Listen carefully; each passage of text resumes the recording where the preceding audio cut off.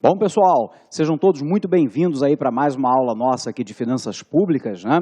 Nós estávamos falando na aula passada a respeito das funções de governo e na nossa aula de hoje nós vamos começar o nosso papo tentando entender o que nós chamamos de princípios teóricos da tributação. Para a gente começar a falar desses princípios teóricos da tributação, a gente vai começar lá pelo princípio da capacidade de pagamento.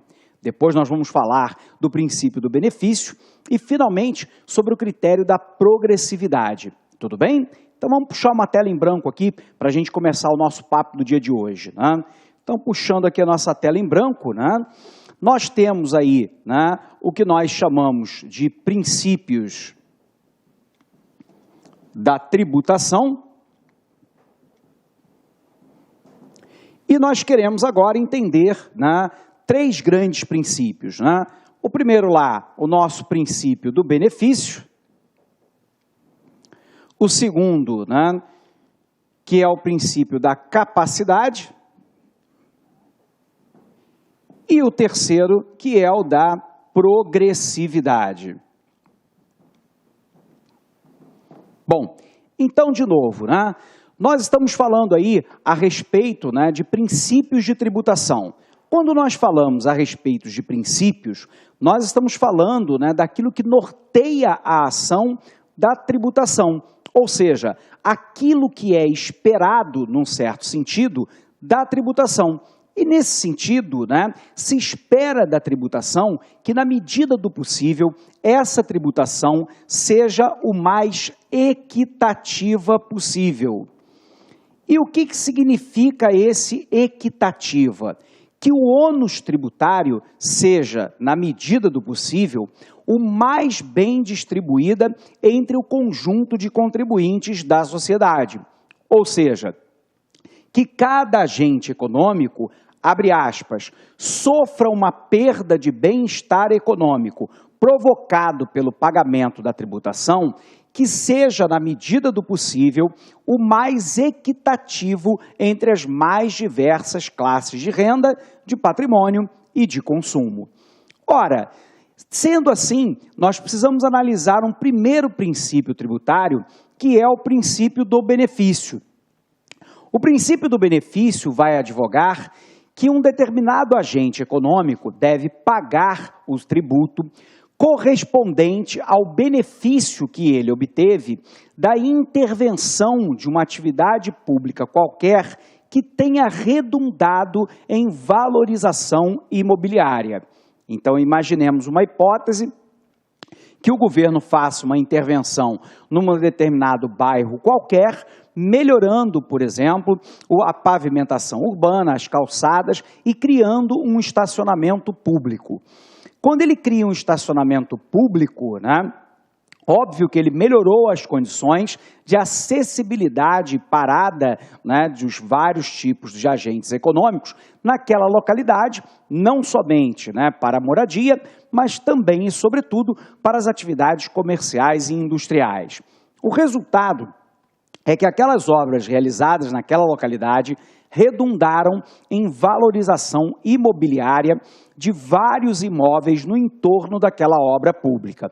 Pelo princípio do benefício, então, é possível a cobrança de um tributo, como, por exemplo, a contribuição de melhoria, que, na medida em que houve uma valorização total, parcial ou marginal dos imóveis em função da intervenção pública, o poder público pode cobrar um tributo chamado contribuição de melhoria até o valor da totalidade dos recursos gastos para a realização daquela obra.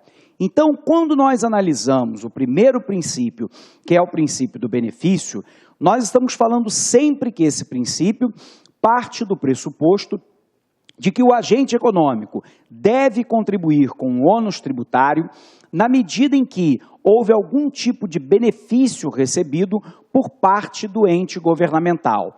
Um exemplo é a contribuição de melhoria exigida quando da determinada obra pública redundou em valorização imobiliária para os proprietários de imóveis na área de atuação da intervenção pública. Óbvio que essa contribuição de melhoria ela tem que ter como teto o valor dos recursos gastos com a obra, porém, a gente tem que definir agora se o benefício foi um benefício total, um benefício marginal ou apenas parcial. Então, vamos apagar aqui para a gente entender isso, né? Se nós estamos falando, então, né, a respeito do princípio do benefício, uma das dificuldades maiores, né, da cobrança desse tipo de tributo é saber se o benefício ele foi total, se ele foi apenas parcial ou se ele foi marginal. Lembrando para você que em economia, como em finanças públicas, sempre que nós falarmos de marginal, nós estamos falando de adicional. Então, a questão é, né, o exercício, né, da atividade governamental que redundou, por exemplo, né, na valorização de determinado imóvel numa dada localidade, o benefício que foi usufruído por aqueles habitantes, né, tendo como consequência a valorização do seu imóvel, foi totalmente devida à atividade pública, apenas parcialmente devido à atividade pública ou apenas marginalmente da atividade pública. Logo de cara, você poderia dizer, professor, mas é no mínimo controverso, né? É no mínimo difícil a gente saber se a valorização imobiliária decorreu totalmente, parcialmente ou marginalmente da intervenção do ente público. Correto? E nesse sentido, então, o princípio do benefício, né, no que diz respeito à contribuição de melhoria, dificilmente ele é aplicável na prática. E por que não é aplicável na prática? Porque nós temos uma dificuldade muito grande de determinar, né, qual tipo de benefício que foi efetivamente auferido pelo agente econômico, dada a intervenção governamental. E sendo assim, na maioria das vezes, né, o princípio do benefício, infelizmente, não é aplicado. Porém, em algumas situações, é possível que ele ocorra, como, por exemplo, a contribuição para o INSS, o Instituto Nacional de Seguridade Social, que garante aposentadorias, pensões e outras.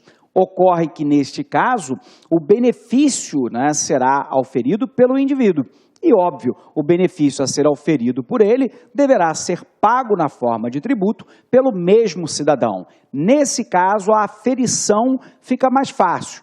Mas quando nós falamos de princípio do benefício, quando, por exemplo, lá no nosso caso, houve uma valorização imobiliária, redundando uma contribuição de melhoria, em virtude de que a obra pública permitiu um ganho de capital por parte dos proprietários de imóveis, é muito difícil verificar se isso foi total, parcial ou apenas marginal. Nós temos um segundo princípio tributário, então, para a gente tentar entender agora, que é o da capacidade de pagamento. Então, vamos apagar aqui para entender o nosso segundo princípio tributário, que é o princípio da capacidade contributiva. Ora, quando nós estamos falando, né, a respeito de capacidade contributiva, nós nos recordamos que ainda há pouco nós havíamos falado, né, de que nós temos um princípio básico dentro da tributação que foi colocado desde a época de Adam Smith, o pai da economia contemporânea, lá em 1776, que é o princípio da equidade.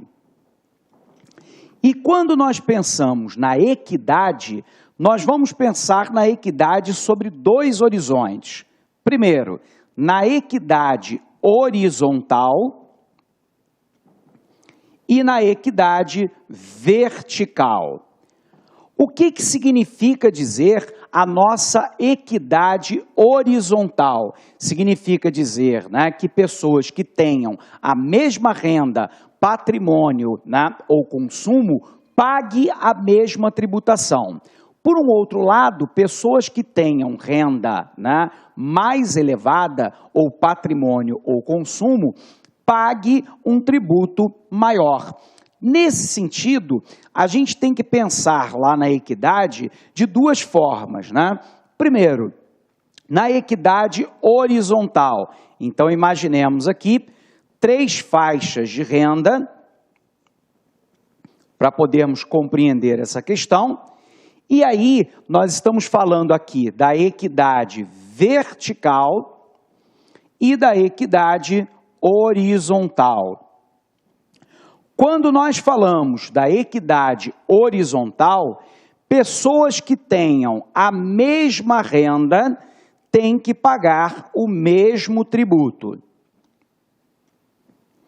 Porém, pessoas que tenham renda mais elevada devem pagar uma quantidade maior de tributo. E a pergunta é, por quê? Observe, pessoal, que nós estamos trabalhando com a ideia da capacidade contributiva, que, por sua vez, remete ao princípio da equidade. O princípio da equidade trabalha com aquela ideia de que o ônus tributário a ser assumido pela população, né, de mais elevada renda, tudo bem, seja, né, equivalente ao ônus tributário assumido pela população de mais baixa renda. Como assim, professor? Vamos parar para pensar, né? A gente sabe que YD, e lembrando para você que Y em economia significa produto ou renda. No nosso caso aqui, YD significa renda disponível. Renda disponível é igual a Y, ou seja, a renda, menos T mais R. Tudo bem? Então, o que significa dizer isso aqui, né? Que a renda disponível é igual a renda, tudo bem, menos os tributos, mais os repasses ou transferências realizados pelo ente governamental. Então, vamos traduzir isso para você. A sua renda, como a minha, é igual à sua renda menos os tributos que a gente paga, mais toda e qualquer transferência realizada pelo governo, como, por exemplo, o pagamento, né, do Programa de Integração Social, o PIS, ou ainda, né, o pagamento de pensões e aposentadorias, que, tecnicamente falando, é considerado uma transferência.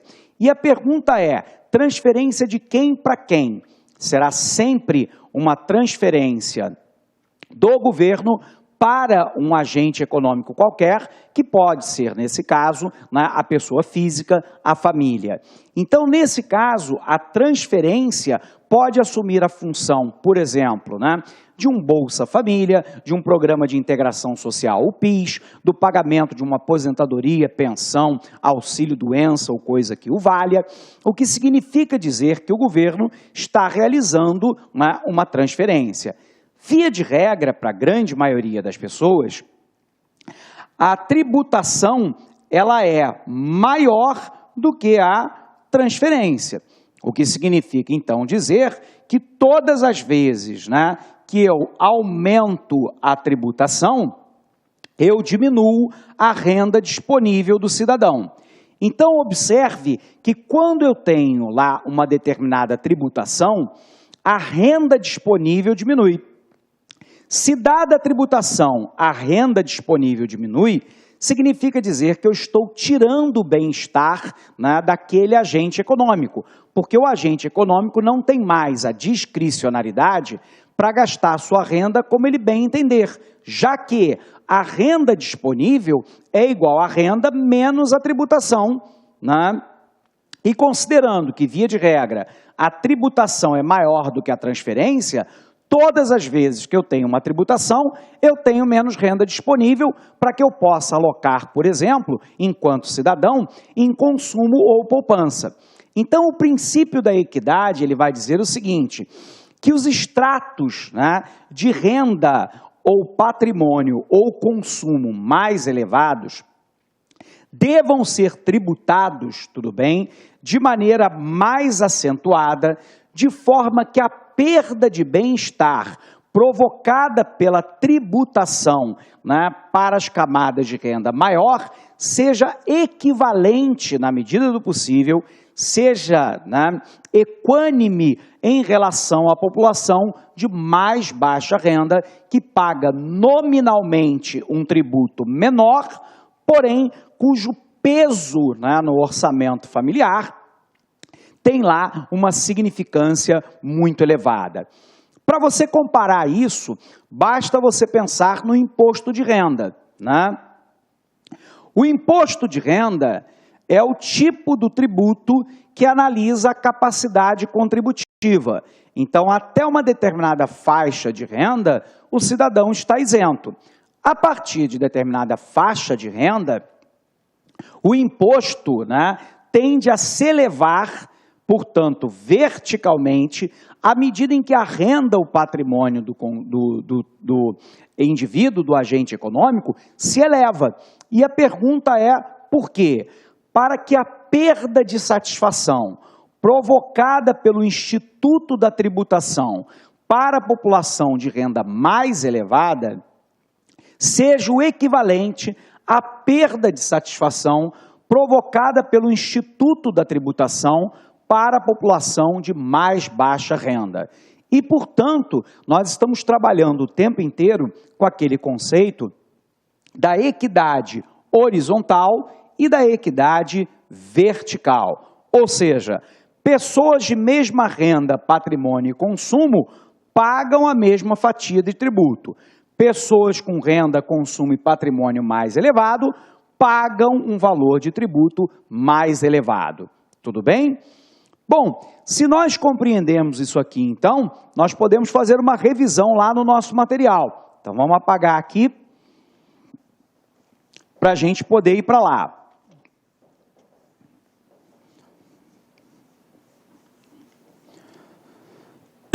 Perdão. Então, vamos lá, pessoal. Nós estamos falando, então, a respeito de princípios teóricos da tributação, e nós havíamos dito para você que desde a era de Adam Smith, portanto, nós estamos falando lá do século XVIII, já se tinha uma preocupação muito grande a respeito de princípios teóricos da tributação. Esses princípios, né, se relacionam à questão da equidade fiscal, ou seja, o princípio do benefício, da capacidade de pagamento e da progressividade. Nós vimos os dois primeiros, benefício e capacidade de pagamento. Então, vamos lá revisar esse conteúdo. Então, o princípio do benefício postula o quê, pessoal? Esse princípio postula que os impostos são vistos como preços que os cidadãos pagam pelas mercadorias e serviços que adquirem através dos governos e, portanto, devem ser cobrados de acordo com os benefícios individuais que, direta ou indiretamente, são recebidos. Vincula a desvantagem do tributo à vantagem do gasto público. Um exemplo clássico disso é lá a contribuição de melhoria, quando da intervenção do ente governamental numa atividade qualquer, redundar em valorização imobiliária e, portanto, em aumento de patrimônio por parte do agente econômico, o governo pode instituir a contribuição de melhoria a ser cobrada e tendo como teto o valor total da despesa gasta para a realização daquela intervenção governamental. Qual é o problema do princípio do benefício, né? É a gente tentar entender se o benefício foi total, proporcional ou marginal. Ou seja, né, se, por exemplo, no nosso caso, a valorização, né, causada aí pela intervenção do ente governamental, ela foi, né, a valorização totalmente internalizada pelo imóvel, que foi valorizado, apenas parcialmente ou marginalmente. Sendo assim, né, os impostos a pagar devem equivaler aos benefícios totais que o indivíduo recebe dos gastos públicos, né? Nós vimos que essa é uma possibilidade. A segunda possibilidade é o proporcional. ele estipula que a carga tributária deva ser distribuída proporcionalmente ao benefício recebido. E, finalmente, a condição marginal, que vai lá estabelecer para a gente que os impostos devem ser distribuídos com base nos benefícios marginais ou incrementos recebidos.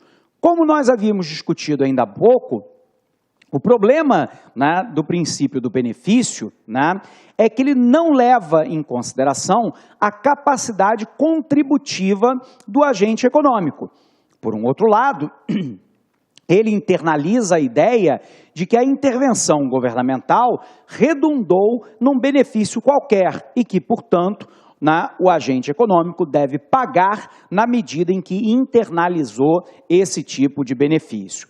Como é muito difícil a gente saber se a internalização foi total, parcial ou marginal, na prática, contribuições de melhoria. Olá, meus amigos! Olá, minhas amigas! Gostou da aula do professor Alex Mendes? Quer continuar assistindo essa videoaula e muito mais? Então convido você a acessar o nosso site laconcurso.com.br, que lá você vai encontrar o curso, atenção, completaço do professor Alex Mendes, mas completo mesmo, que você pode atender, que te atende a diversos concursos no Brasil todo, por apenas R$60. É isso mesmo, né?